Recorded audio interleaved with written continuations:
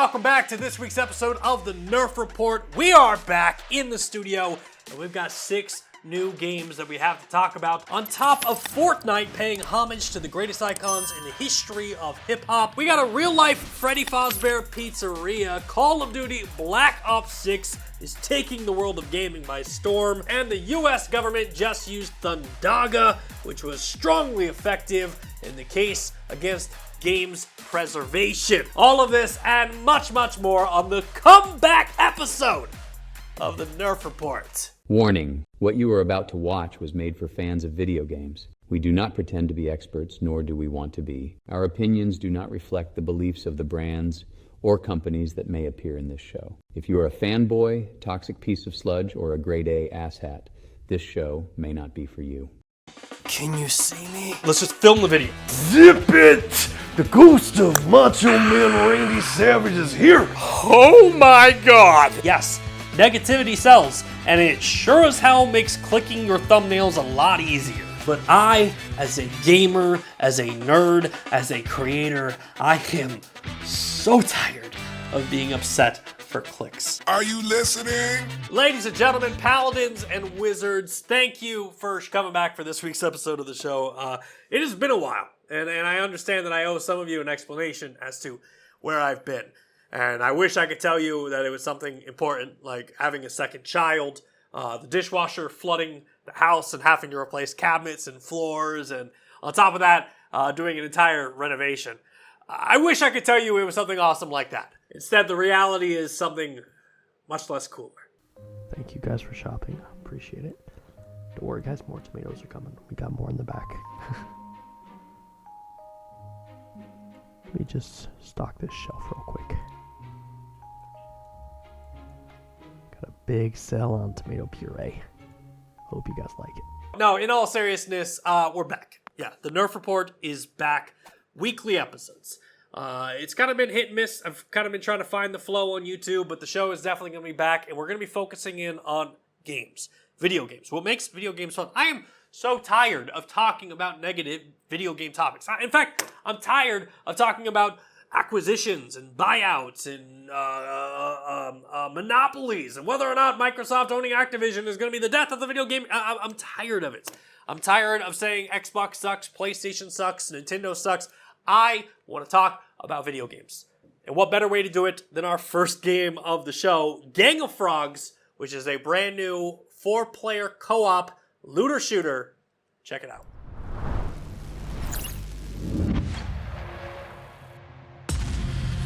Welcome, my children, to this weekly performance review. Last week was a disaster. I had to make 3 frogs walk the plank due to your poor performance. You've been armed with new firepower, so get to work.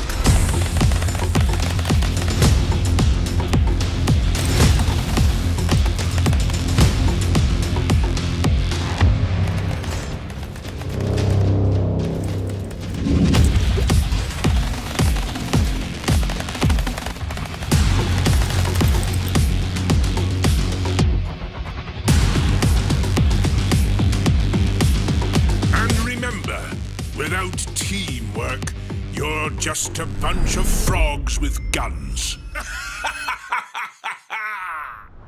You know, fun fact, we've been doing this show for 7 years now, and Fortnite might be the game that has been in every single episode. Like, I legit would put somebody out there and just say, hey, go look back at every episode of the Nerf Report. Fortnite has probably been there. But this week, Fortnite announced a brand new Chapter 2 remix, where the Chapter 2 island has been reimagined, and it will have weekly points of interest and weapon drops inspired by some of the greatest icons in the music industry, including Snoop, D.O.G., Eminem, Ice Spice, and Juice WRLD.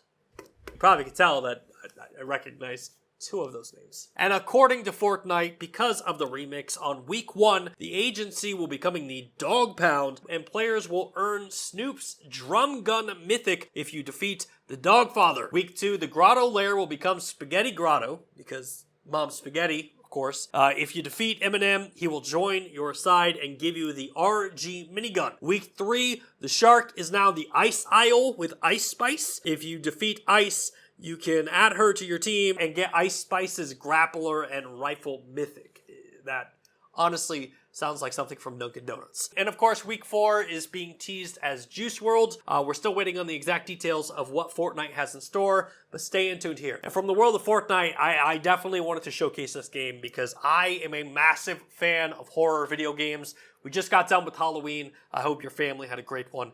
But this game is a brand new horror video game. It's a found footage video game that focuses in on audio. And not just the audio you're listening to, it's the audio from your mic. So if you're breathing heavily, if you're a mouth breather like me, you're screwed. So without further ado, let's check out a brand new game trailer from the fantastic horror video game, Don't Scream.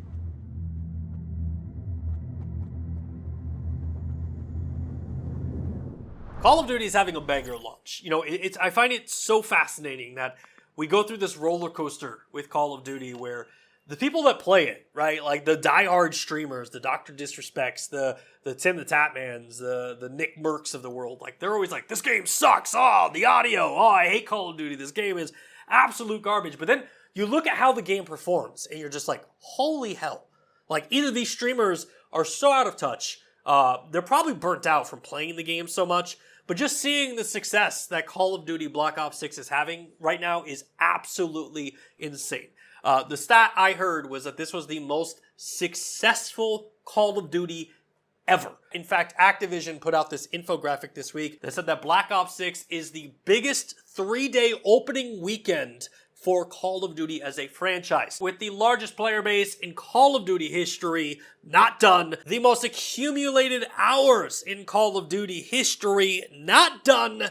And the most matches completed in Call of Duty history. I mean, the game's popularity is huge. It's undeniable the effect that Call of Duty is having on culture. And I think even if you go on like social media or even like on the TikTok, I was on there today, everybody is streaming Call of Duty. A couple weeks ago, everybody was streaming Trading Card Game Simulator.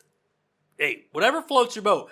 But that game is not being streamed as much because of Call of Duty. In fact, I've got to think that there's some pretty sad NPCs out there that are showing up to the trading card store just to get their like Tetramons. And the stores are not shut down because their owners are playing Call of Duty. In fact, some may call that an epidemic. America is suffering from an epidemic of small business closures. On every street corner, locally run trading card shops that once were thriving hotspots for fans of Tetramon Duel monsters, now abandoned. Yeah, I was walking down the street and came to my local card store, and there was a sign on the door that said, "Store closed, gone to war," which is fine, but like, where am I supposed to get my Tetramon cards at? I'm just saying, if you're gonna go to war, at least leave the keys with someone else so we can all get our Tetramon cards. Following the recent attacks from the paramilitary group Pantheon, many trading card game store owners have abandoned their shops and enlisted in defending their countries and their freedoms. Yeah, I mean, I can understand why they're upset, but don't they understand it? It's Call of Duty. When Call of Duty comes out, you don't not play it. Trading Card Game Simulator will always be there. First week of Call of Duty, yeah, that's something special. And while our hearts go out to those brave soldiers defending our freedoms, we can't help but feel for the hundreds of NPCs who have lost their homes due to this conflict. But anyway, to wrap this all up, Call of Duty Black Ops 6 is available almost everywhere right now. Xbox, PlayStation, PC. It's not available on Nintendo, and it's also not available on the Intellivision Amico, so I shouldn't have said everywhere. An apology to the Intellivision fans. I know I got you extremely excited there. But, hey, from one new game, let's talk about another brand new game that has me extremely excited. We have a horror farming simulator game. 2 words I never thought I would want in my life, but we have it, and I absolutely want to check this out. Here's a brand new trailer for a game called We Harvest Shadows.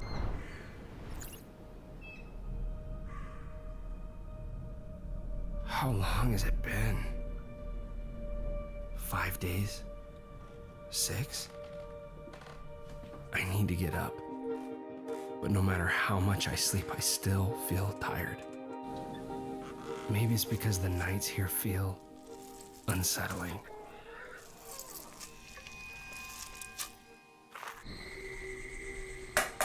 The only thing that brings me a bit of comfort is that I'll never talk to another human being ever again. I've decided that this abandoned farm will be the place where I die. But until then, that leaves me with the ever-pressing question. How do I fill the time?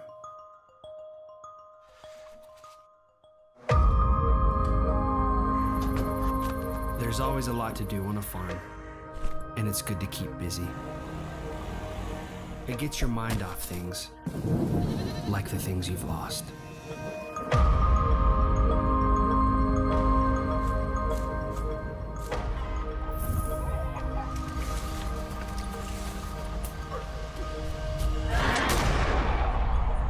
We'll see what winter brings after the harvest.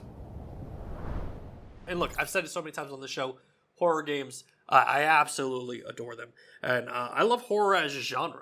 I think it's one of the coolest genres where you can actually be creative still. Like, nobody questions and no one's like, actually, how did you pull that up? It's a horror movie. Nobody questions it. People just die and people are scared. And I think it's like, that's what's cool about the horror genre. But I also have a huge obsession with the Universal Monsters. And this has nothing to do with video games, but I wanted to share it with you guys because I think it's cool. In case you missed it, Universal Studios is opening a brand new theme park in Orlando. And one of the areas is kind of like this dark universe, which is where they have like all their Frankensteins and Swamp Things and Dracula and hopefully the Mummy. But like, they showed off their brand new animatronics today. They are nuts. Like, they showed off this wolf man that looks extremely lifelike. Frankenstein looks super cool. And I gotta remind myself sometimes when I'm watching this, like, when you look at the animatronics, you're like, they don't look super real. But I'm also like, in a haunted house, it doesn't look good until you light it up, right? You darken the lights and you light it up. They're going to look super realistic. I mean, the movements are fantastic. Way better than the Disney World Galaxy's Edge Kylo Ren, who's like, oh! I mean, Universal knocked it out of the park. Cannot wait to go to Dark Universe myself. But I cannot wait for this next game. Kind of a perfect segue. This next game looks absolutely awesome. It's a first-person interstellar space adventure game set on the moon. No other need for an intro. That's like the perfect thing you could say. First-person interstellar adventure game set on the moon. Sign me up.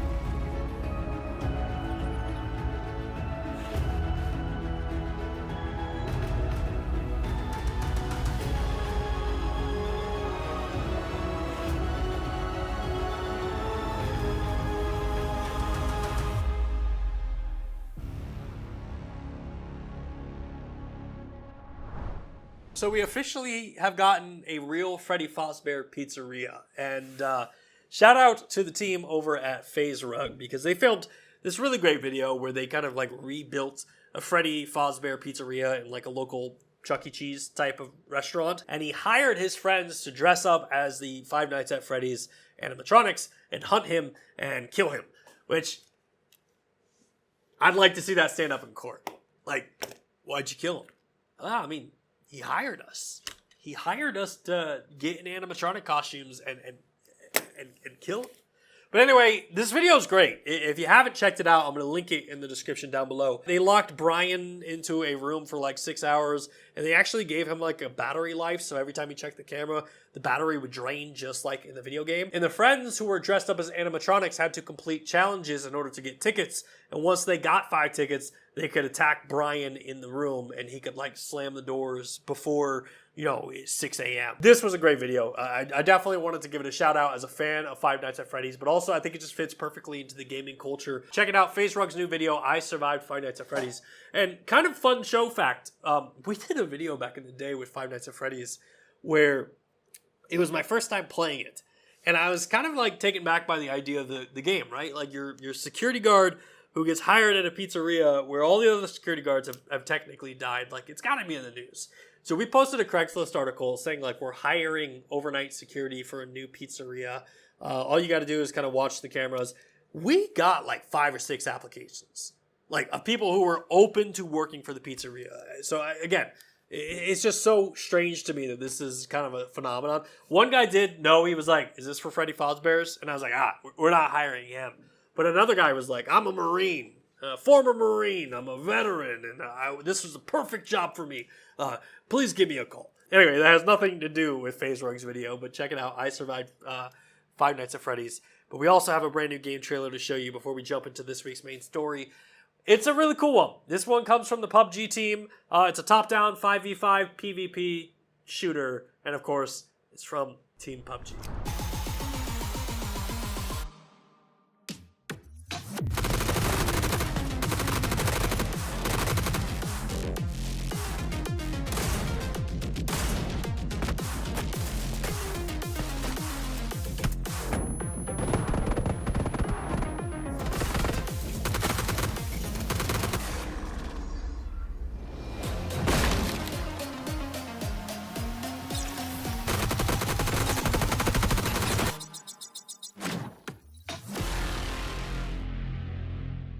Dare I say, the biggest story of this week has to be the U.S. Trade Office kind of denying a request for games preservation. In case you missed this story came from Games Radar. Dustin Bailey over there wrote this fantastic article in which it says that the U.S. Copyright Office has denied a request for a DMCA exemption that would allow libraries to remotely share digital access to preserved video games. And for you youngins out there, I get this isn't a big issue, but for like an old gamer like me who misses the games of my childhood, this has been growingly kind of a big issue for me because I want to play the games of my childhood. I grew up with the N64, the Super Nintendo, the PlayStation 1, so on, so on, so on. Tell me how old I am in the comment section down below. But getting games for those consoles, or let alone getting the consoles, has become a nightmare. And I don't know if it's just because I'm like a dad of 2 now, and like budget-wise, I'm like, that's too expensive. Shut off the lights. Like, save electricity. We can't be spending this much. But like looking at some of the N64 games, it's absolutely absurd how much these things cost these days. So the idea of this was basically saying, like, we want to create a library of video games where researchers or people who are studying video game can access it and go into there and be like, hey, you know what? Sega had this really great game that launched with a Genesis. I want to play it. And instead of them having to go and get a Genesis offline, buy the Sega game, and of course figure out how the hell to plug it into your TV, like, kids, you want to feel old. Try taking the yellow, red, and white wires and going to the back of your flat screen TV and being like, well, this isn't going to work. Yeah, straight to Amazon, get like an HDMI adapter, plug it in. But, I mean, God, it's just, playing retro games has become so frustrating. And emulation, where you could go on a site and be able to access those games just by clicking it, I mean, it does have its benefits. It's a million times easier. And what I found interesting about this was the Video Game History Foundation estimates that 87% of all video games that have been released in the United States before the year 2010 are facing extinction, which is a wild way to word that, because now the pandas, the sea turtles, the whales, and the tigers of the world are going to have to take a back seat, because all that matters is preservation of Tomb Raider. Apologies to the pandas, but we must save Lara Croft at all costs. Imagine a digital library where like historians maintained consoles, maintained digital consoles, and maintained digital games, where if you were doing a study or if you were doing an article and you're like, man, I really need to talk about Sonic 1, but I can't buy it. You could get into this library, prove that you're trying to like write an article, and you could get access to it. That's an awesome idea. However, unfortunately, in the eyes of the U.S. Copyright Office, they don't think it's cool because they said no. Back to the Games Radar article, the U.S. Copyright Office said that there would be a significant risk that preserved video games would be used for recreational purposes. Duh. Which, again, is really kind of the complicated matter here, because yes, you could argue like we're trying to preserve it, we're trying to protect it for science, for history, but you're also going to have like your 20-year-old kid who's like, look what I got running on my Switch, man. And that's the issue here. It's like, you're never going to convince the ESA or all the developers to get behind this. But again, I do think the idea of having like a video game archive, kind of like the Jedi archives that you see in Star Wars, but like it's just video games. And I could walk up to this archive in person or digitally and be like, Lord of the Rings, Return of the King, PlayStation 2. And then, boom, it comes up. That would be so sick. But again, nightmare to accomplish. And I completely understand why developers don't want it. Anyway, let me know your thoughts in the comment section down below. Where do you land here on game preservation? Are you a fan of it? Do you think it should be kind of a legal emulation? Please let me know in the comment section down below. And while you're typing that, how about a new game trailer? Kart racing. Everybody loves a good kart racer. Here's a brand new game called The Karters 2.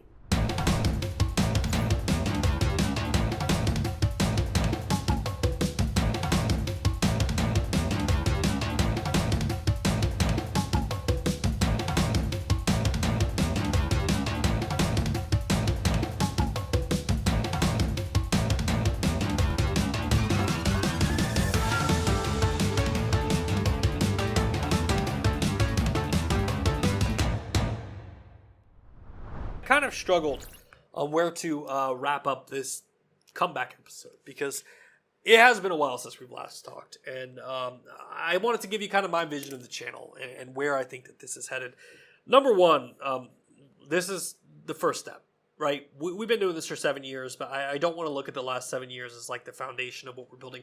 This is something different. This is a weekly show. This is going to be a community show. So like, I want y'all to be involved just as much as me. If you have clips of freaking awesome things that you've done in a video game during the week, please, I want you to submit it in the description of this video. We have weekly submissions. There's an email right there. Send them to there. I want to start doing membership exclusive content. You know, obviously this show we've been doing for free for years, and we have had some fantastic patrons who've supported us for all of those 7 years, and I'm so grateful for them. And I want to start creating some content that's kind of for them exclusively. So there will be member-only videos that will be coming out. However, these weekly shows, these weekly news recaps, the Nerf Report, if you will, those are going to be 100% free of charge. There will be no paywall. If you want to expand it and you want to support the show, thank you so much. Thank you for seeing the vision that we're trying to accomplish and hopefully change the video game to be more positive. I want to do game nights where we all come together as a community maybe once or twice a month, and we play video games together, and we can live stream it or play it from the studio, and you guys can join in and be a part of the show. And like I said, I want to bring other voices. I want to bring developers. I want to bring other gamers. I want to just celebrate video games and quite frankly, just be a fan. Like, that's the goal of this show. This show, we talk about news. We talk about topics. We talk about genres. But like, I just want to make this a place where people who are fans of video games can come and enjoy it. That while you're playing whatever game you're playing right now, you can just pop this in your earbuds and listen to it while you're grinding away. And that is kind of the goal. But yeah, I want to bring on other hosts. I want to maybe have a panel where I can throw ideas to people on the show and they can kind of give differing ideas. Because at the end of the day, I'm just a dude in the garage talking about video games. But I'd like to have other dudes who film from their garage or from their mom's basement or from their spare bedroom to come on this show and share their opinions, because this isn't just about me, it's about all of us. And finally, the last thing that I can kind of tease y'all is gameplay. Somewhere along the lines in the last 7 years, we talked about games more than we played games, and that is going to stop. So we're gonna fix that, because that's a wild problem to have here on a video game channel. We're gonna have gameplays, whether it'll be on like a Nerf gaming channel or whether it'll be here. That hasn't been decided, but we're 100% gonna be playing video games. And we're going to be filming them here to kind of going in. But on top of that, we're going to grow. We're going to grow this show. We're going to grow it. Maybe I've got a couple ideas up here of like a movie, of documentary, some stuff I'd like to do. But for the most part, the Nerf Report is coming back for a weekly show. We will have member-exclusive videos that'll be launching here in the next couple weeks. If you would like to be a member, it's not required to watch the show, but it's greatly appreciated. And it helps us improve this show. And that's the one thing I will say. Every dollar that's been donated has been put towards the show for lights, green screens, cameras, microphones. It 100% improves it. And maybe it allows us to pay for other people to come on the show as well. So please help me with that if you would like to. And of course, gameplays. We're going to be playing video games. A lot of them. We're going to be playing a lot of video games. And I want to share that with you guys. But at the end of the day, be a fan. That's the goal. The Nerf Report, we're fans of video games. We're not here to criticize. We're not here to complain. We're not here to gripe. We're here to play and be fans of video games. I think it's called Nerf Gaming News for Gamers. That's what we need to be. We need to be a show for gamers. Not a show that divides gamers. We need to be a show that gamers can celebrate together. So, with that, thank y'all so much for watching. I have missed y'all. I hope you guys have missed me. And if you didn't, don't tell me in the comment section. Don't be like, God, I can't believe you're back. I hope you were gone. But I really do appreciate the opportunity to talk with y'all on a weekly basis. And if you enjoyed the show, please hit that like button, subscribe to the channel, share it with your friends, share it with your grandmas. Thank you, guys. This is I am very, very excited for the future of this show. So without further ado, see you guys next week.